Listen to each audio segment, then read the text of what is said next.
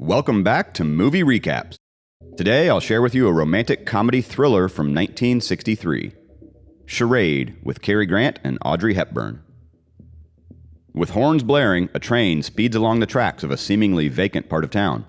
A dead man dressed in sleepwear falls from the train and rolls down the side of the hill. The movie starts in earnest, and the scene changes to a resort where quite a few people were having breakfast. The focus goes to Regina Lambert, who is seated enjoying her meal. She was unaware of the fact that a hidden stranger pointed a gun at her. The stranger pulls the trigger and fires a stream of water all over her face. In shock, she takes off her glasses and stares back at a child, Jean-Louis Godet. Sarcastically, she asked him if he didn't know it was loaded, then screamed for her friend Sylvie Godet, who quickly sends the boy away and tends to Regina. Sylvie, now noting all the food before Regina, asks what the problem was, to which Regina responded that she was getting a divorce. The two women strolled through the resort and continued their conversation, where Regina reveals she was frustrated and could not contend with her husband's secrets and lies. A well-clad gentleman walked up with Jean-Louis in hand, asking who he belonged to, as he was caught throwing snowballs at the Baron Rothschild. Regina and the handsome gentleman started a conversation as Sylvie took her child and went looking for the Rothschild to apologize, not before Jean-Louis sprayed him in the face with his water gun. The conversation between Regina and the handsome gentleman continued, and they exchanged names. His name was Peter Joshua, and they continued in a heavily flirtatious conversation where they then agreed to reconnect with each other on their return to Paris. Regina returns home to find a completely cleared out apartment. Every cupboard was empty, there was no furniture, and all her clothes were gone. Even the maid was gone. She ran around frantically and collided into Inspector Edward Grandpierre of the Police Judiciaire, who requested that she accompany him. He brings her to the morgue where she identifies the dead body of her husband, Charles Lambert, who was the dead man who fell from the train earlier in the movie. The inspector speaks with Regina in his office and advises her that her husband's body was found beside the tracks where the Paris-Bordeaux train runs in nothing but his pajamas. The inspector continues to question her on her knowledge of Mr. Lambert's whereabouts. He tells her also that her husband's body was found with a steamship ticket to Venezuela and that he had auctioned off everything in their apartment, amounting to 1,250,000 French francs, or 250,000 US dollars. She was advised that the entire train was searched and the money was not found. The only things that were found was a wallet with 4,000 francs, a pocketbook noting his last appointment for the day before at 5 p.m. in the garden, one steamship ticket, one letter stamped but not sealed addressed to her, one key to the apartment, one comb, one pen, one toothbrush, and one tin of tooth powder. The inspector confirmed with her her husband's Swiss passport, but not before showing her 3 others, leaving her in shock and confusion. Regina, now back in her empty apartment, stands in the dark smoking a cigarette when Peter Joshua arrives at her door. He tells her that he read about Charles Lambert's death in the papers and came to check on her. She tells Peter about her circumstances and her intention to go back working as a translator. He offers her a modest hotel nearby where she would be working with her friend Sylvie. The scene changed to Charles' funeral, where only Reggie, Sylvie, and the inspector were in attendance. Leopold W. Gideon burst through the door and walked right up to Charles's body at the altar and started a sneezing fit. He then walked back as if going through the door, but took a seat. Tex Panthollow came in next and used a mirror to check if Charles was breathing, then left him with a yellow flower and offered his condolences to Regina. He then sat 2 rows behind her. Herman Scobie, a rather abrasive man, stormed in after and stuck Charles with a pin from his shirt to confirm yet again that Charles was dead, then stormed back out. Finally, as she wonders what next, a man frightens her by touching her shoulder and giving her a note from a Mr. Bartholomew at the United States Embassy, asking for a meeting with her the next day at 12:30 p.m. Regina goes to the embassy the next day and meets with Bartholomew. After a long-winded exchange where he tries for the better part to take a spot from his tie, he advises her, while pouring a drink, that her husband was wanted for the theft of $250,000. At this point, she requests food, her comfort when she gets anxious, scared, or confused. He advises her that her husband's real name was Charles Voss. He shows her a series of pictures of all the men who were at her husband's funeral the day before when they were all much younger, telling her that they were his squad mates in the military. He jumps ahead and tells her that the money Charles stole was from the United States government and subtly threatened her that if it was not returned, her life would continually be in danger, and she should remember what happened to her husband. Regina watches a garden show, Punch and Judy, where much of the audience were children. Peter Joshua meets her there, where they discussed the show for a while, which had a lot of similarities to her current situation. She confesses to Peter that she is afraid, and he commits to oversee cheering her up starting that very night with a date. They go to a nightclub where, during a game, they have an intimate moment with each other. During the game, Leopold threatens her with death if she does not return the money. Not long after, she meets up with Tex, who does the same thing. Peter finds her disheveled and afraid in the phone booth and takes her back to their hotel. While at the hotel, Peter asks her about what happened at the club. She tells him she cannot speak of it and continues to avoid his conversations on the matter with flirtatious advances. Frustrated, he gives up and lets her go to her room. There, she is frightened again when she finds Scobie, the arrogant, abrasive man from the funeral who has a claw for a right arm. He attacks her and she runs from the room screaming for Peter, who runs back to her. She tells him what happened and he barged into the room to find the invader. The door closes and Regina hears fighting noises and then silence. She rushes into the room calling for Peter and quickly realizes that Scobie had fled through the window. Peter, getting up off the floor, followed him through the window and jumped onto the balcony. Peter went across the balcony and knew exactly where to find Leopold, Tex, and Scobie in a room huddled together talking. Peter stepped through the window and joined the conversation. They asked if he had gotten the money yet, and he told them he couldn't do it with them breathing down his neck. He said they should leave him because Regina now trusts him. Scobie angrily leaves the room shortly after, and Tex reminds Peter to not forget them when he finally gets the money from Regina. Peter takes Tex's key, who has a room next to Regina's, and leaves the room. Peter walks back down the hall and tells Regina that he found no sign of the imposter and that she should confide in him. Regina tells him what she knows. Peter promises that he will never let them hurt her. She gets a call on the hotel phone from Scobie, who asks her if Dial is with her. Dial was Peter Joshua's real name. Scobie tells her not to trust him because he was only after the money and then hangs up. Regina lies about the conversation on the phone, and Peter then assures her she would be safe as he has arranged to take the room next to hers. Peter sets a trap with the string from his sock, while Regina calls Bartholomew and tells him about all she knows. Bartholomew tells her to meet him in 15 minutes. She leaves the room, but the trap Dial set alerted him that she was on the move, and he quickly followed her. Regina, realizing that Dial was following her, lost him with the help of 2 taxi drivers who she convinced to help her mislead him. She met up with Bartholomew, who took her to a restaurant and then told her the entire history of the men now hunting her. The 5 men were members of the OSS, a section of the military, and they were to deliver $250,000 in gold to the French. They instead buried it. When they went to dig it up again, however, they were ambushed and Scobie lost his hand, Dial died as they knew it, and the other 4 returned to base. Charles went back, however, unbeknownst to the others, stole the gold, and then disappeared. Bartholomew wanted to know who the man that was calling himself Dial was, because he was sure Dial was dead. Regina unwillingly agreed. The next day, Regina followed him to the mail office where she saw him check for mail for Carson Dial. She then lured him to answer the phone and lets him know she has figured out that he lied to her. He tells her Carson Dial was his brother and he wanted to find out what really happened to him as he believed the other men were responsible for his death. He reassures her that he is on her side and not working with Scobie, Tex, and Leopold.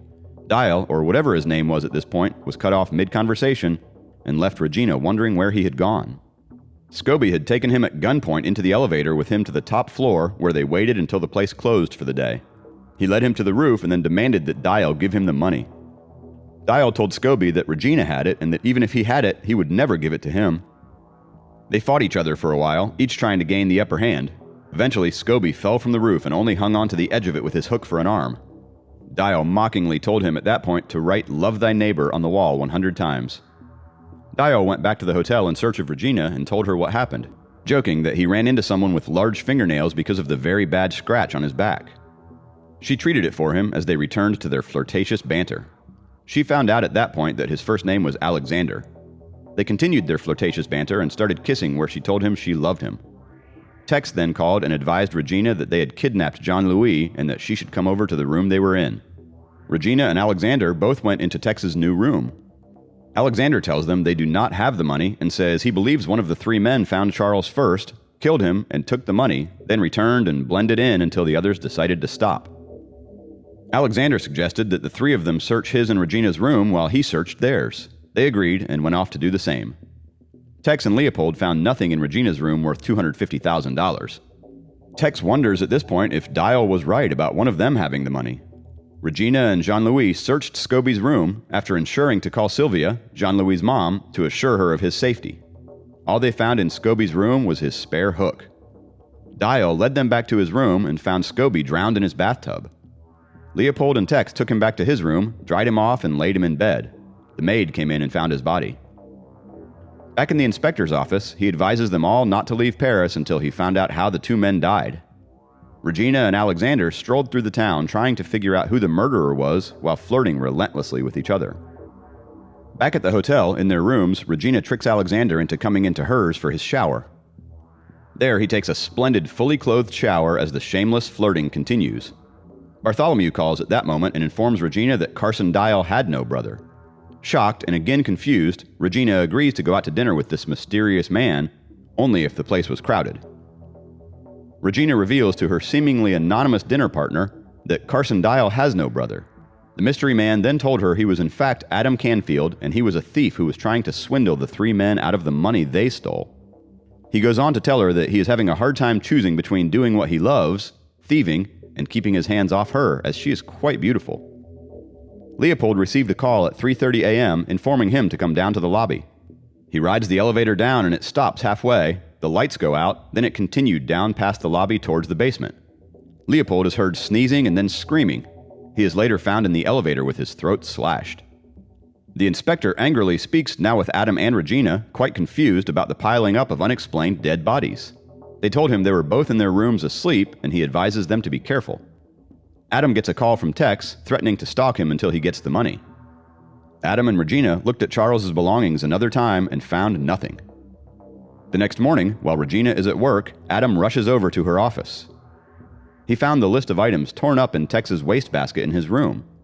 They realized that Charles's agenda was missing from his bag the night before when they checked.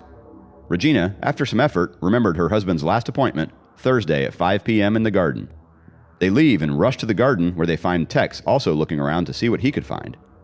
They split up and Adam follows Tex, who heads in the direction of the market and suddenly realizes where the money was when he saw all the stamps being sold. Tex runs off heading to the hotel and Adam quickly follows after he realizes the same thing. Back at the hotel, Adam confronts Tex, who is now in Regina's room and has emptied the contents of Charles' bag looking for the envelope with the stamps on it. Tex laughs harshly at Adam, telling him that Regina beat them both to it and showed him the envelope with the stamps already torn off. Regina, back in the garden near the market, catches up with her friend Sylvia. After speaking with her for a minute, she realizes that the stamps she had given to Jean-Louis were what her husband had converted the money to. They rushed off to find Jean-Louis, who had gone to exchange his stamps. When they eventually caught up with Jean-Louis, they found he had already traded the stamps and had him point them in the direction of the man he traded with. They found Felix, who knew that someone had made a mistake and was more than willing to trade the stamps in exchange for the value of just a few regular tourist stamps. Regina rushed back to the hotel in search of Adam, only to find Tex tied up and dead on the floor of his room. He had written the word Dial on the floor with his finger. She immediately called Bartholomew and told him all that had happened. He told her to meet him at the center of the Garden Palais Royal near the colonnade. As Regina left the hotel, Adam was returning. She ran from him and he chased her right into the train station and onto a train. After getting off the train, she continued running to evade him. She hid in a phone booth and called Bartholomew's office from there, leaving a message that Adam was trying to kill her as she believed he had killed the other men. The operator called Bartholomew's home, who we realize when he answered the phone was not the man Regina had been speaking with all this time. The real Bartholomew was totally lost and advises the operator to contact the police. Regina, thinking she was safe, ran from her hiding place, only to again be discovered by Adam. He again chases her, and she runs until she sees the man she believes is Bartholomew and calls out for him. When Adam sees him and recognizes him immediately as Carson Dial, he pulls his gun and begs Regina to stop while telling her who the man really was. Regina froze in position, confused as to what to do. Both men tried to prove they were the one she should come to. Eventually, Adam tried to aim at Carson Dial from behind, then shot at him. Regina runs away again, bullets fired, and both men gave chase, Dial after Regina and Adam after Dial. They all ended up in an opera house where Regina hides in a cove in the stage.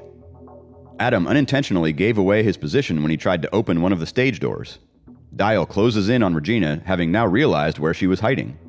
He shouts for her to come out as he nears her, gun aimed and ready. Adam, now realizing that the stage was filled up of many trapdoors, simply waited till Dial stopped walking towards Regina to open the trapdoor, and Dial fell to his death just as he was about to shoot at Regina. Adam and Regina catch a cab and begin heading back to the hotel. Adam gives her a foot massage while she demands to prove his love to her by allowing her to go to the American embassy in the morning and return the stamps.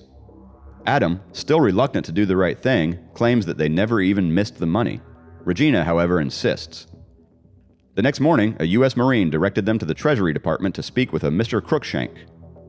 She enters Mr. Crookshank's office alone after Adam told her he couldn't stand the sight of so much money being given away, only to find Adam sitting in his chair, now making a funny face at her.